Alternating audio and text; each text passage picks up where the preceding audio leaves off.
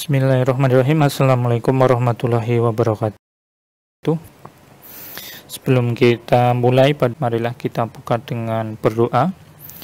Berdoa memohon pada Allah SWT agar diberikan kemudahan dalam menyerap ilmu pada pertemuan kali ini. Berdoa dipersilakan.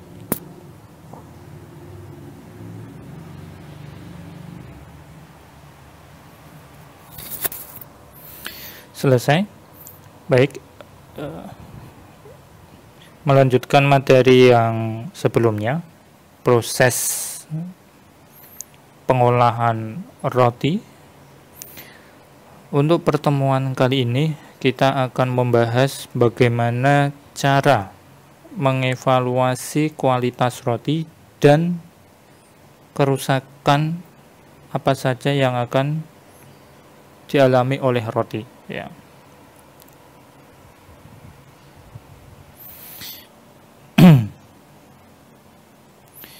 Baik, ini adalah tabel rangkuman biasanya penyimpangan kualitas roti dan juga kemungkinan penyebabnya.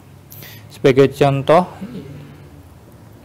jika ya permukaannya itu merekah, ya penyebabnya antara lain karena overmixing, ya.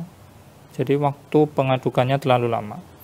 Kemudian jika kulitnya terlalu lembut, mungkin karena overmixing, ya. Kemudian kalau kulit permukaannya pucat, overmixing, dan juga proses pemanggangannya, ya, suhunya kurang tepat, ya, suhunya kurang tinggi. Kemudian kalau gosong, karena tentu saja ya suhu ovennya terlalu panas. Kemudian elastis, ya, itu karena overmixing dan juga terlalu banyak tepung. Tunnel alias pori-porinya terlalu besar di dalam, itu karena overmixing. Terlalu keras, ya, itu overmixing juga. Kemudian terlalu kering, terlalu panas ovennya atau terlalu dingin, atau proses pemanggangannya terlalu lama. Baik, ketika kita menilai kualitas roti bisa didekati secara eksternal maupun internal, ya. Jadi kalau eksternal itu kita bisa melihat secara indrawi, ya, secara indrawi. Sebagai contoh, bentuknya bagaimana, ya, seimbang atau tidak, kebersihan kulit, adakah noda-noda ataupun kotoran di kulitnya, warna kulit, ya, yang bagus adalah coklat keemasan, itu ya.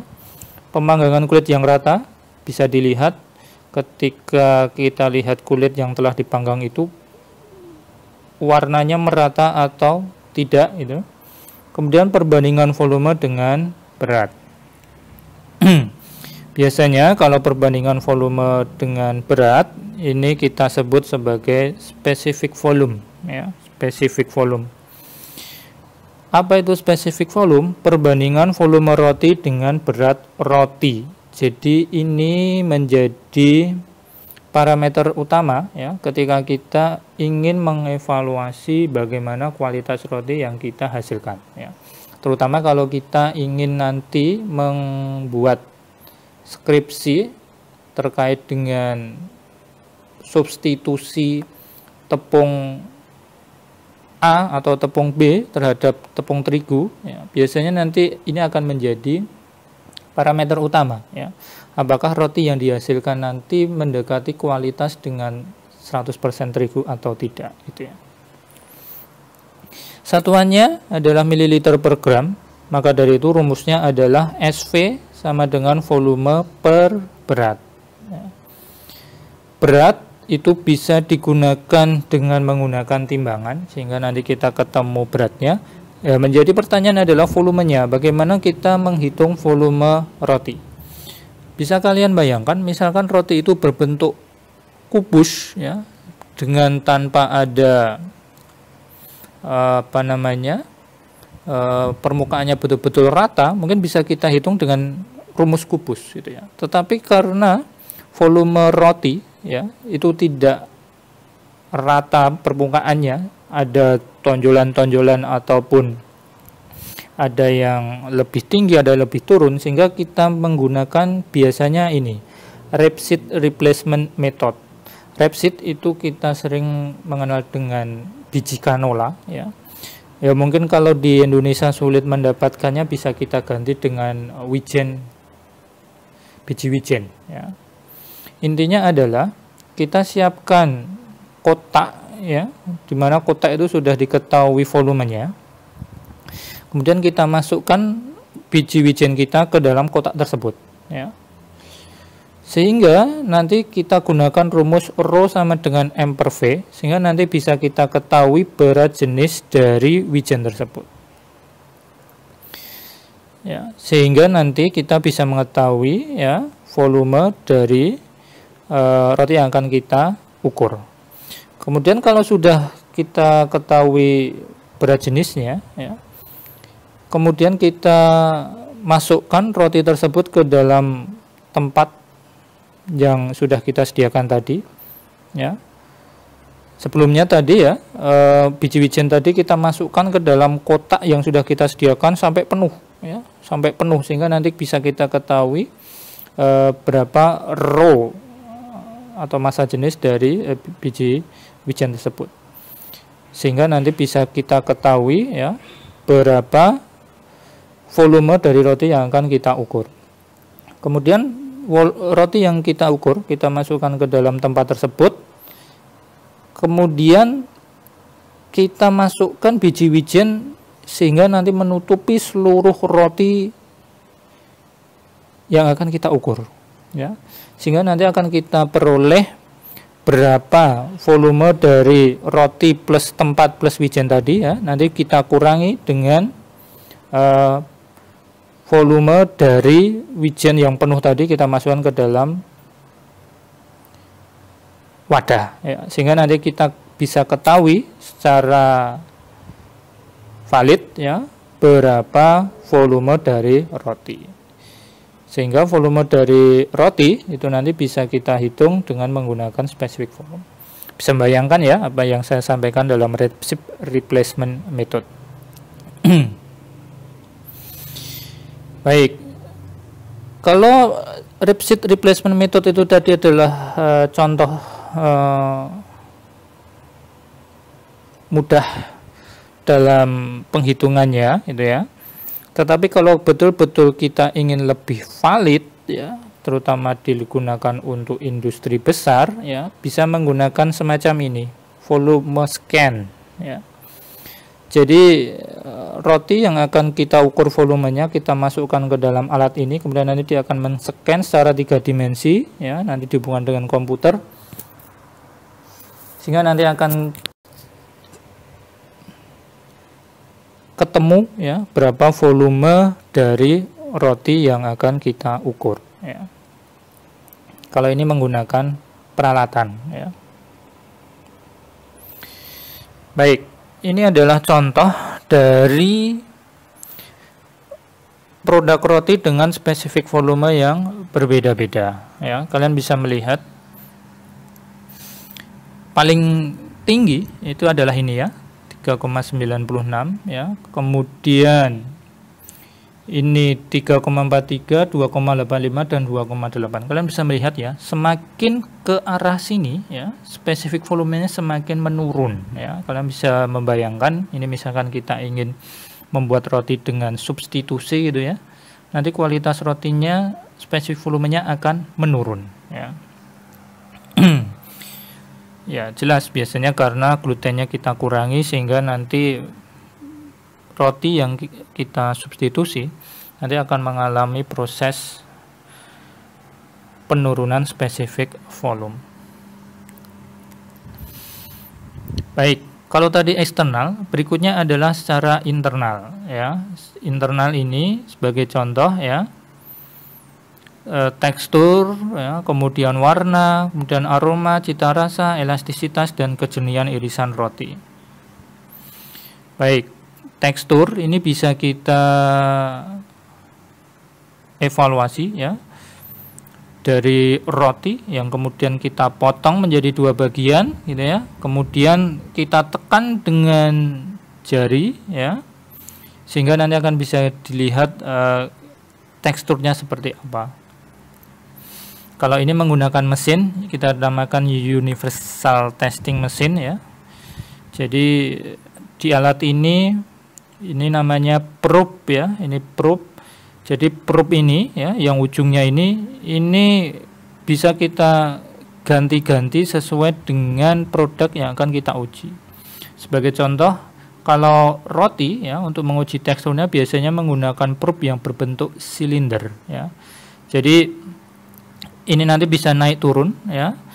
Ketika alat ini atau probe-nya nanti menyentuh permukaan roti ya, dia nanti akan kembali ya. Kemudian seterusnya semacam itu, sehingga nanti hasil dari gaya yang digunakan untuk menekan permukaan roti itu nanti akan dikonversi menjadi perhitungan dalam komputer atau software berapa gaya yang diperlukan, kemudian teksturnya seperti apa, besarnya dan lain sebagainya.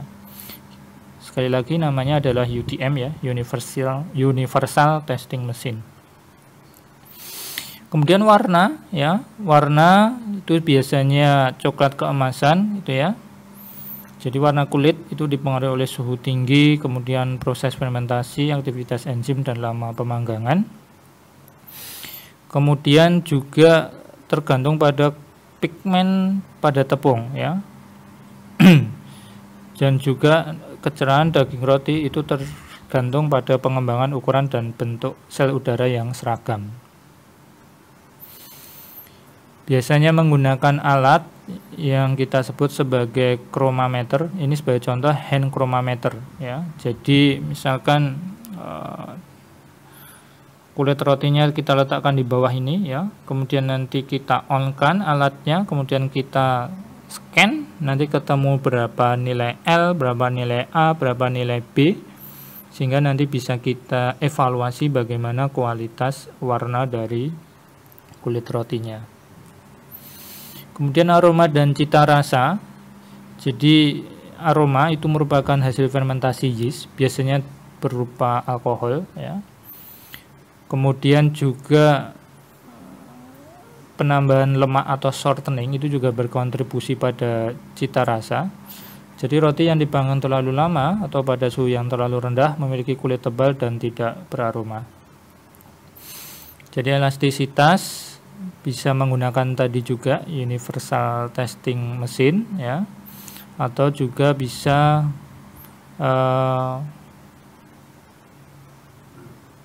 ditekan dengan jari kita. Kemudian clarity of the slice, ini intinya adalah roti yang kita iris tipis ya, diarahkan ke cahaya, nanti akan tampak jernih. Jika ada gumpalan ataupun penampakannya tidak seragam, maka kualitas rotinya tidak terlalu bagus ya.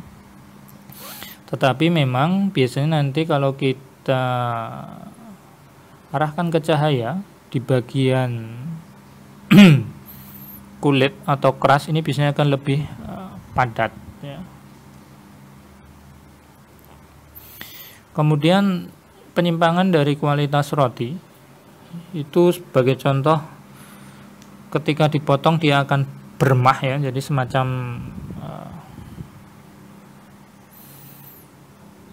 biskuit itu ya, ketika dipotong dia akan jadi remah-remah, itu bukan seperti roti ya.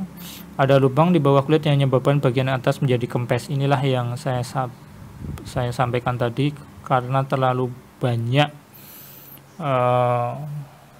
gelembung udara yang besar dan tidak seragam, sehingga nanti akan mengakibatkan roti itu ketika dipanggang ya, itu tampak mengembang, tetapi setelah didinginkan dia nanti akan kempes. Ini kalian bisa menjumpai ketika nanti kalian tugas akhir atau skripsi terkait dengan roti substitusi ya. Biasanya nanti dia akan mengembang sejenak gitu, tapi tidak secara optimal, kemudian dia nanti akan kempes gitu ya.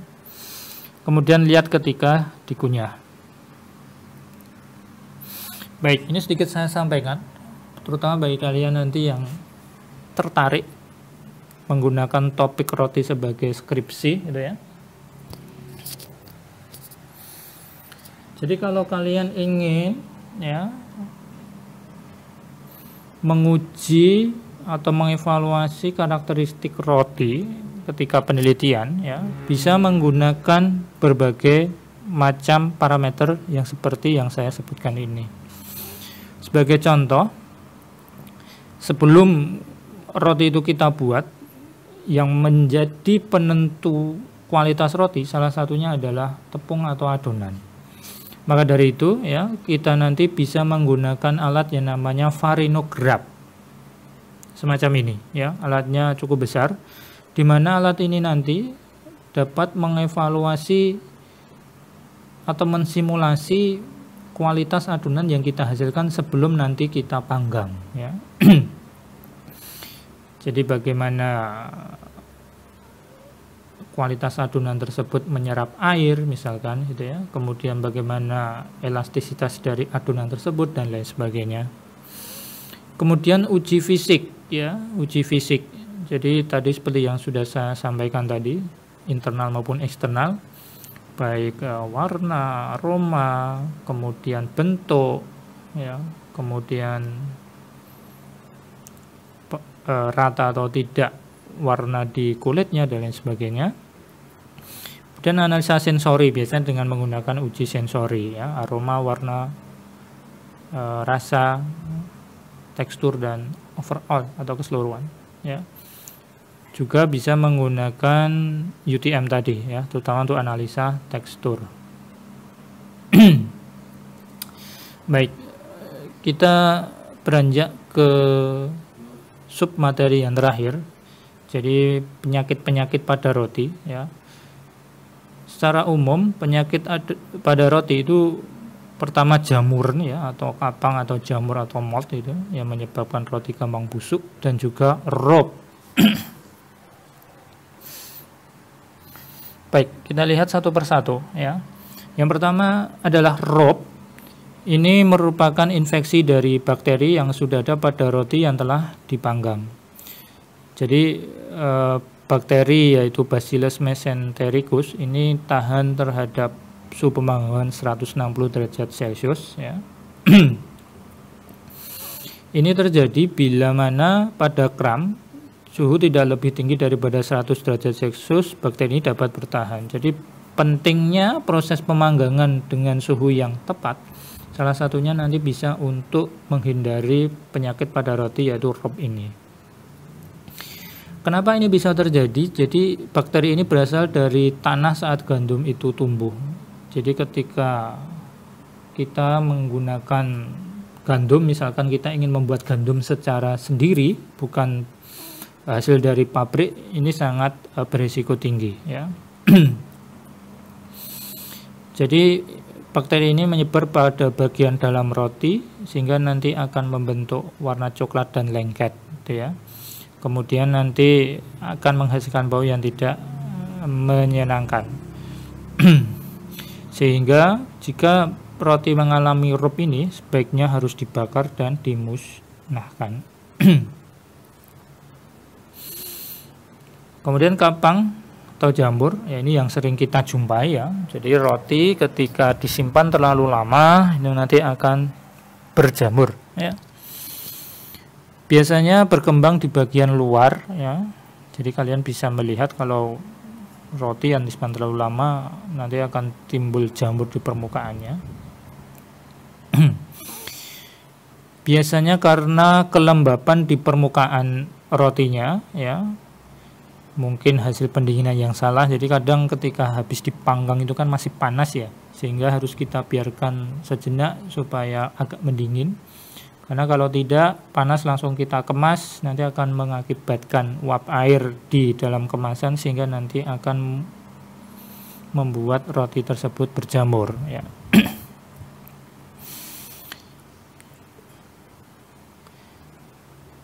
Apalagi di tempat kita merupakan tropis ya, suhu yang tinggi dan kelembapan yang tinggi pula, sering kita menjumpai roti berjamur di sekitar kita. Jadi ketika roti berjamur ya sebaiknya jangan dikonsumsi ya. Jangan misalkan di bagian berjamur hanya di ujung sisi gitu, kemudian kalian hilangkan berjamur yang di ujung sisi, kemudian kalian makan sisanya, itu sangat beresiko ya. Supaya nanti tidak ada cerita mahasiswa ITB, FP, UNS keracunan karena makan roti yang berjamur. Saya kira menjadi sangat ironi itu ya. Penyebabnya apa? Ya higienitas yang buruk. Jadi ya, kadang di industri terutama UKM kita itu ya higienitasnya tidak terlalu bagus gitu ya. Konsentrasi debu yang tinggi di dalam ruangan sehingga kalian bisa melihat di industri besar, di industri roti biasanya di dekat mixing ya, di mana tepung dicampur itu biasanya ada exhauster ya, jadi digunakan untuk menyerap udara yang bercampur dengan debu-debu tepung keluar. Kemudian peralatan yang kotor dan lain sebagainya itu juga menyebabkan kontaminasi, dan tangan dari yang membuat roti tersebut. Kemudian faktor apa yang membantu pengembangan kapang atau jamur? Tadi proses pembuatan roti yang tidak sempurna gitu ya, menempatkan cetakan roti terlalu dekat di dalam oven. Ini karena kalau terlalu dekat panas dari bawah, terutama yang oven apinya dari bawah, itu nanti tidak bisa menembus yang di sela-selanya, sehingga nanti mengakibatkan ini pembuatan roti yang tidak sempurna. Ini tadi ya, pembungkusan dan pengemasan sebelum roti dingin, kemudian penyimpanan di udara panas dan lembab, terutama di tempat yang gelap. Karena kalau tempat lembab, ini jamur sangat suka. Kemudian ini yang terakhir, jadi kalau kalian melihat produk-produk roti, itu biasanya ada bahan tambahan pangan atau bahan pengawetnya. Ya, yang digunakan adalah kalsium propionat. Ini digunakan untuk proses penghambatan pertumbuhan kapang atau jamur. Tetapi ya, karena ini BTP, jadi penggunaannya harus dibatasi ya, 0,4 sampai 0,5% dari berat tepung. Kemudian karena dia mengurangi aktivitas ragi, jadi kalsium propionat ini ya sebaiknya ditambahkan pada 2 menit terakhir pengadukan adonan. Jadi ketika last minute proses pengadukan adonan hampir selesai. Selesai sudah kuliah kita terkait roti ya. Pembuatan adonan, proses pembuatan roti itu sendiri, kemudian bagaimana mengevaluasinya dan penyakit-penyakit pada roti ya. Semoga ilmu yang kalian dapatkan selama 4 pertemuan ini bermanfaat. Sebelum kita akhiri, mari kita tutup dengan berdoa. Berdoa semoga ilmu yang kalian dapatkan tadi bermanfaat, dan juga berdoa semoga virus corona ini segera berakhir ya. Berdoa dipersilakan.